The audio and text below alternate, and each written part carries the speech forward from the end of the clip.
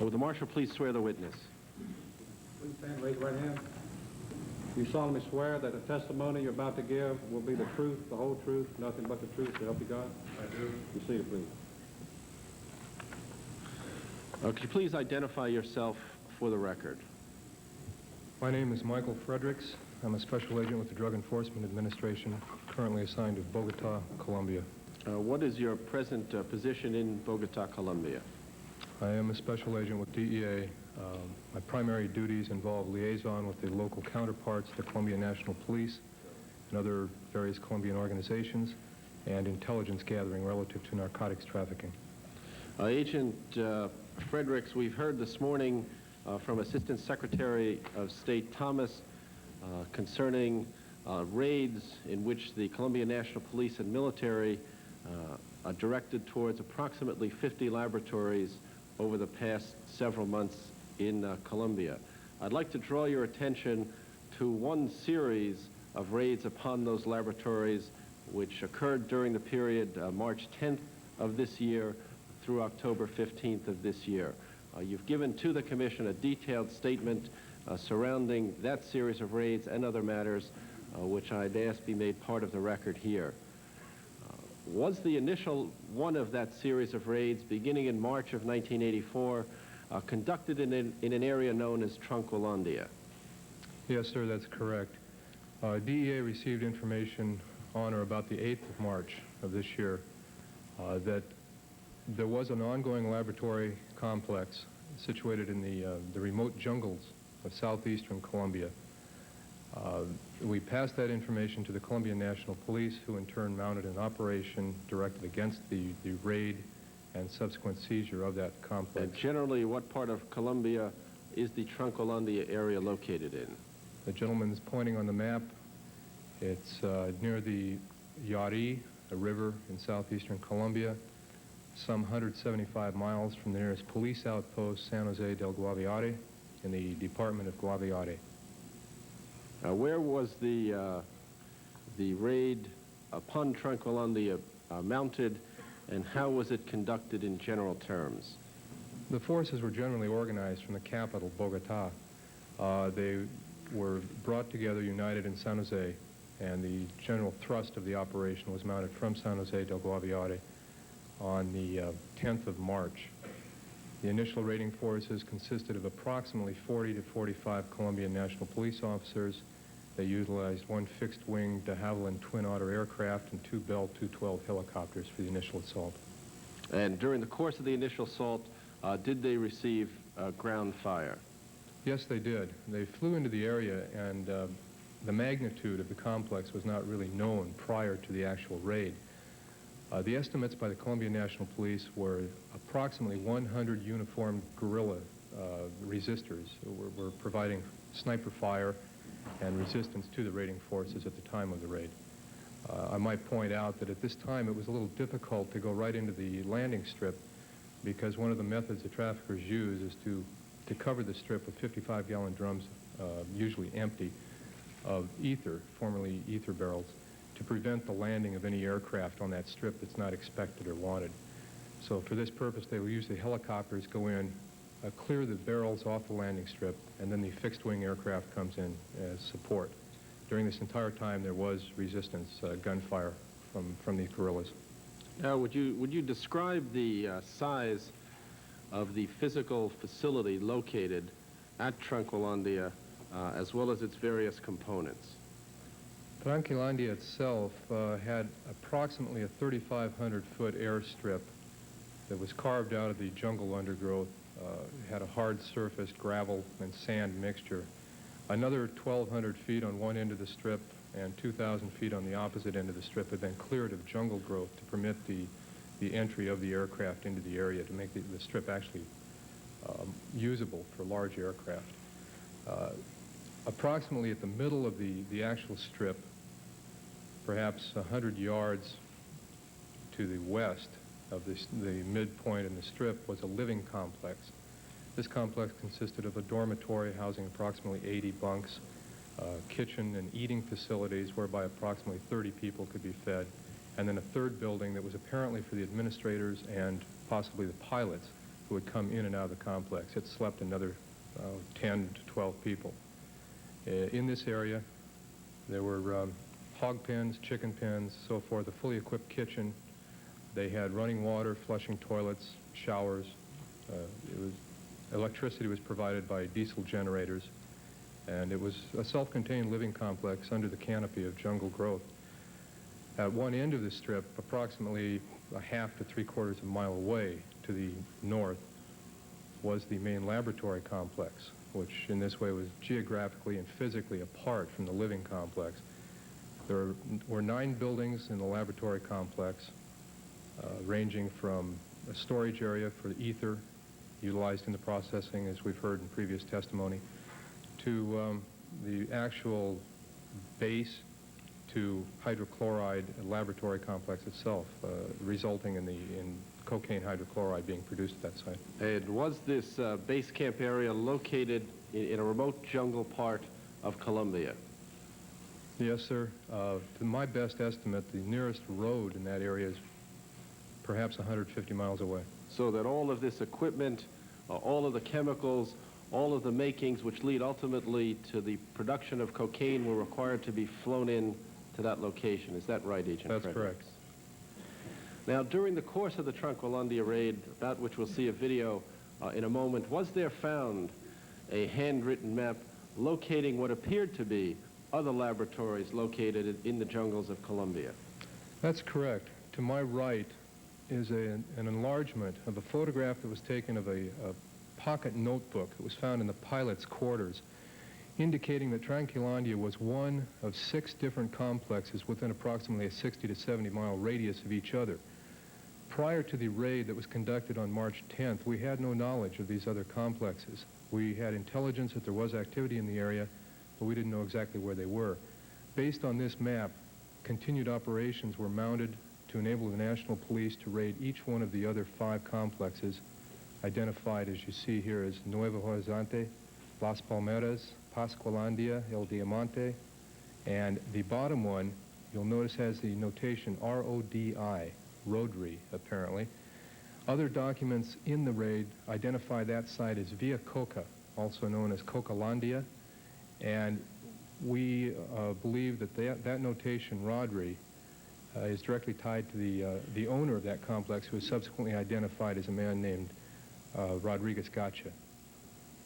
Now, during the course of the series of raids upon these other base camps depicted on this hand-drawn map, was there located still another base camp laboratories which came to be known as Loma?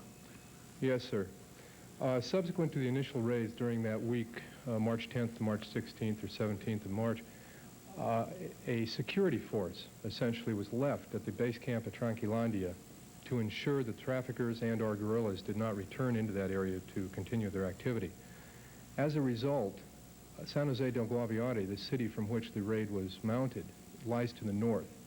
So in flying in and out of that area, maintaining the security force, yet another laboratory complex was found in the area the gentleman is pointing to north, and that was subsequently called La Loma. That was discovered on about April 4th of this year. Did this series of raids provide additional insight into the ways in which the Colombian cocaine organizations dealt with each other, as well as the way in which they dealt with insurgent movements located within Colombia? Yes, sir. As I indicated, there was a lot of documentation that was taken at this raid. Pascualandia. Perhaps we can get to that in just a moment.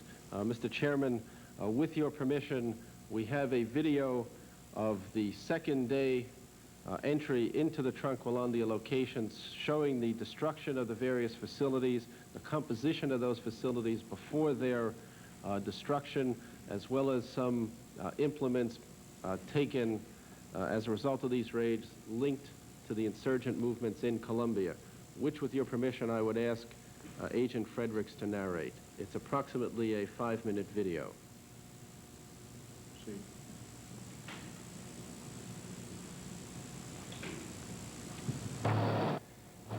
This is an aerial view of the landing strip at Tranquilandia, flying into it from San Jose del Guaviare.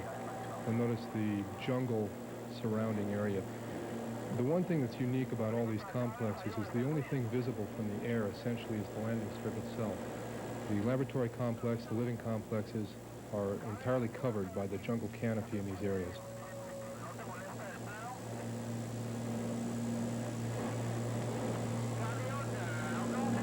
This is as the aircraft is landing. This film was taken from the inside of the Colombia National Police Twin Otter. It was one of the helicopters that was coming in. Now, throughout the first 2 days, possibly 2.5 days, there was erratic gunfire from the jungles. So the entire seizure, as it went on, was somewhat disrupted by these guerrillas and resistors. This is a living complex. If you'll notice, the barrels, the 55-gallon drum barrels, were smashed down, used as walkways to prevent them being mired down in the mud and so forth.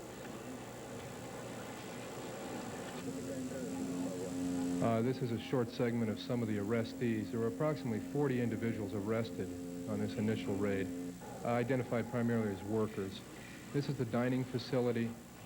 Behind that is the kitchen. Directly to the rear is the dormitory. Chronologically, this is out of sequence. This was a guerrilla camp that was subsequently raided when we discovered Loma, the site to the north of this complex. This is actually part of the laboratory complex. Some of the weapons that were seized were Uzi machine guns, Ingram machine guns, shotguns, carbines, radio equipment. As you'll notice on the map, there are also radio frequencies assigned to some of these sites.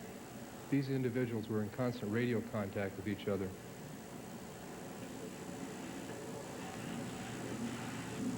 These are the open-walled construction, usually with a tin roof, of some of the laboratory processing sites, barrels of ether.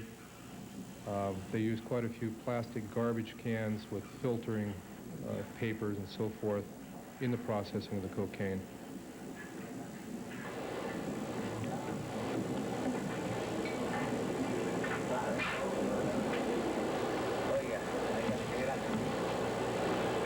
Another storage area.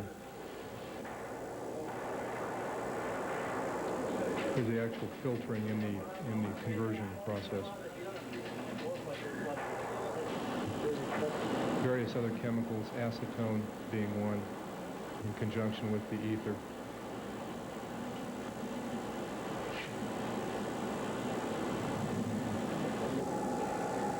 This was water that was stored on a 20-foot platform to constitute a gravity flow type operation. They used PCV piping or tubing. That's an ether storage shed in the jungle. You can see the canopy. 75 plastic trash cans, each one had approximately 20 kilograms of cocaine hydrochloride contained in it. There's some of the finished product packaged for ultimate shipment. Cocaine hydrochloride.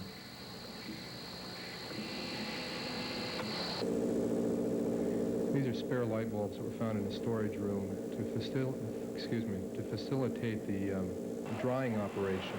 Here's a drying table with the high-intensity light bulbs overhead. Some of the complexes we found have drying tables as large as 40 by 40 feet, covered in stainless steel.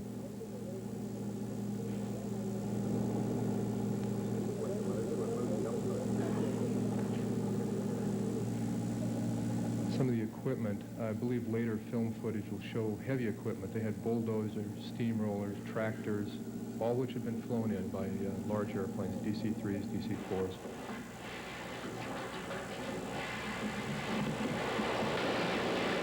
There's ether, also on a raised platform to facilitate the gravity flow concept, make it a lot easier to get it out of the barrels.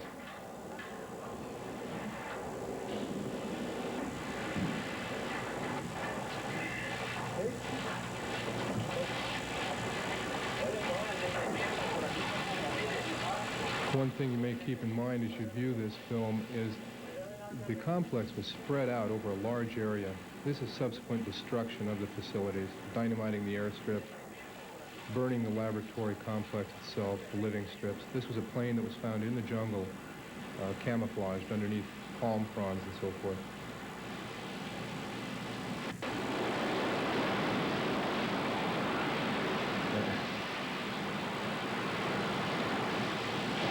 Here's some of the equipment that was there.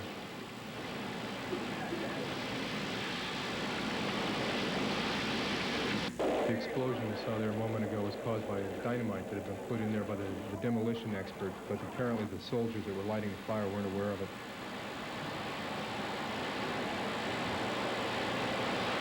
Here you'll see a man fire some rounds into, what he's doing there is shooting holes in barrels of ether, which is highly flammable, as you can well see. And in order to let the ether leak out, which results in this type of destruction.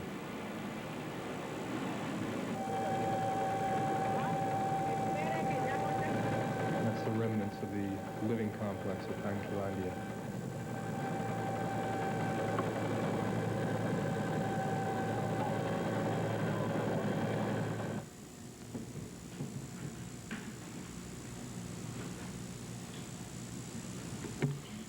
Now, perhaps, Agent Fredericks, using the hand-drawn map where you feel would be helpful, would you explain how this series of raids plus other investigative work which took place during this period shed some new insight into the relationship between the guerrillas and the cocaine organizations, as well as to the actual production of cocaine? Certainly. As early as January of this year, we had specific information indicating that an individual by the name of Pascual Bravo Munoz, a major cocaine trafficker in Colombia, owned a complex accompanied by an airstrip that he had named Pascualandia after himself. This information came after an American citizen had been kidnapped in August of 1983 and held by the FARC, the Armed Revolutionary Forces of Colombia, a communist-oriented guerrilla organization. They subsequently released that individual, but after having lived with the guerrillas for 5 months, he gave a very comprehensive statement subsequent to that release. He has since written a book, and so we had information about Bravo Munoz. As you'll see, the laboratory located in the upper right-hand corner, Pascualandia, is exactly what we had been told previously. It was owned by Pascual Bravo Munoz. It is, in fact, named Pascualandia. El Diamante, the site directly below Pascualandia, came to our attention in January of 1983 when El Tiempo, a daily Bogota newspaper, reported a story whereby approximately 150 guerrillas from the FARC had allegedly raided El Diamante, a large ranch, in the attempt to kidnap the owners.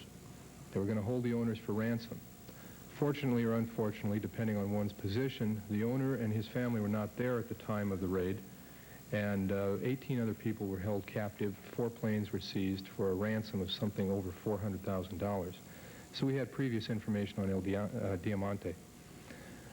At the lower area, the location indicated now, Rodri, also known as Villa Coca, information developed indicated that Jose Gonzalo Rodriguez Gacha, also known as El Mexicano, a major trafficker in Colombia, owned that site. Subsequent to this raid, we have a statement by an individual who was arrested in Panama by the Panamanian National Guard in May of this year. Before we get to that, Agent Fredericks, the individual which you've identified as having received information as being the owner of that lower base camp laboratory, was he one of the persons from DEA's intelligence analysis that was also present on the airstrip, the military airstrip in Nicaragua, at which Pablo Escobar, a major Colombian cocaine trafficker, was seen, and about whom there's been prior testimony? Yes, sir, that's correct. Although I cannot personally identify this man, he has been identified to me by DEA intelligence analysts. He is shown in the lower row of photos reclining in front of a 55-gallon barrel and is obviously associated with Pablo Escobar Gaviria in the Nicaraguan operation. Now, drawing your attention very quickly, again, back to Pascualandia, and you referred to an individual who was kidnapped and who has since written a book. did the persons occupying Pascualandia describe their relationship with the guerrillas and with the cocaine traffickers? Not so much the persons occupying Pascualandia, I'm not privy to that knowledge, but the individual did indicate that his guerrilla captors had been involved in the production of coca, in the taxing of the narcotics traffickers, the coca growers, the coca processors, throughout this period of time, which fit a pattern of intelligence that we had previously received. Essentially, in exchange for the traffickers being able to operate in a given geographic area, due to the lack of police activity in this area, it's impossible. It's jungle area. The heretofore was thought to be inhabited only by indigenous Indians, so the Amazon area, Amazon region. The traffickers could at will collect tax in order to permit the traffickers to operate in these areas. That information was confirmed by the kidnapped victim. At the site which you've described as Loma, was there recovered a diary or a log which further described the relationship of counterinsurgents to the cocaine, or to the production of cocaine? Yes, sir, that's correct. Before I do that, I would like to interject one thing for the Commission's benefit, is these other lab sites, Las Palmeras, Nuevo Horizonte, Tranquilandia itself, documentation indicated the involvement of individuals as Jorge Ochoa, who you've already heard testimony about yesterday, Pablo Escobar again, and another individual by the name of Francisco Barbosa. Now, as far as Loma, subsequent to its detection on April 4th and subsequent raid on April 6th of this year, there were no seizures of cocaine made at that location. It had been essentially abandoned. There were hundreds of empty barrels of ether, which indicated the activity that had been taking place at that location. But more importantly, we found an active FARC base camp, a guerrilla base camp approximately 1/2 mile east of the Loma site. It was obvious to the National Police and also a Colombian Army intelligence colonel who accompanied us on that raid that the two elements were living compatibly, side by side. The guerrilla camp being 1/2 mile away, the traffickers having a large runway that was able to bring in foodstuffs, whatever other supplies needed by the guerrillas and or the traffickers. Did this reflect a change in the perceived relationship between the traffickers and the guerrillas?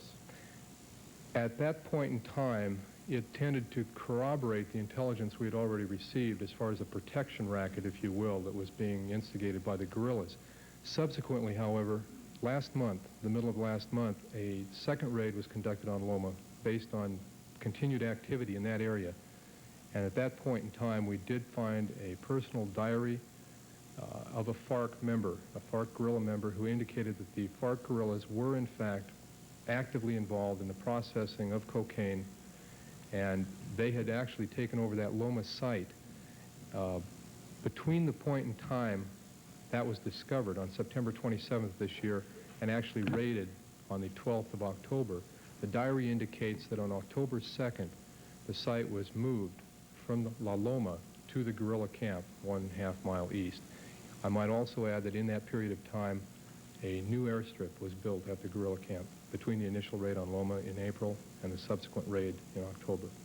One last point, Agent Fredericks.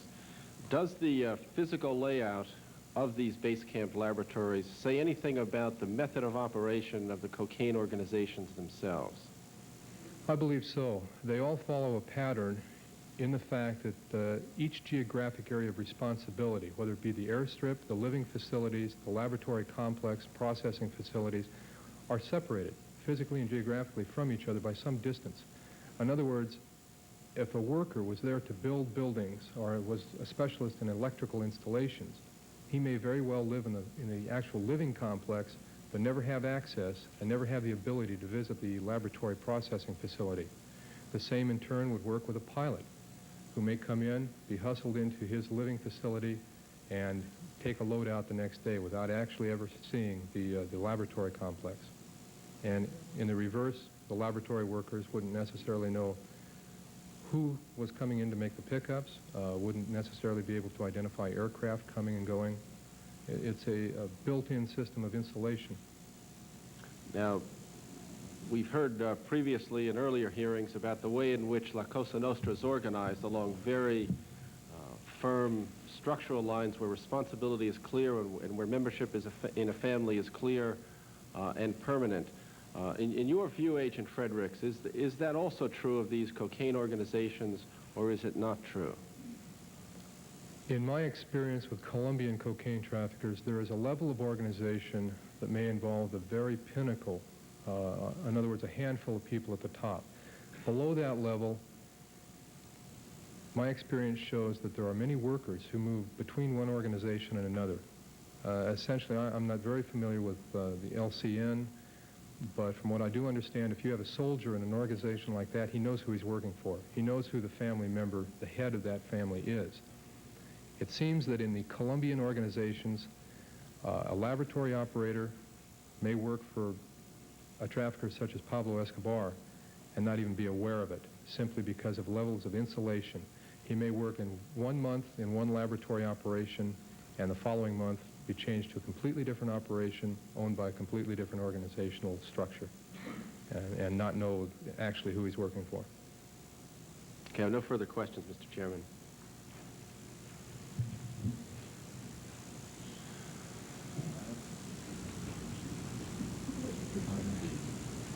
Are there any questions from the members of the commission? Thank you, sir. We appreciate it. Thank you, Mr. Chairman, for the opportunity. I appreciate it. Thank you, Agent Fredericks.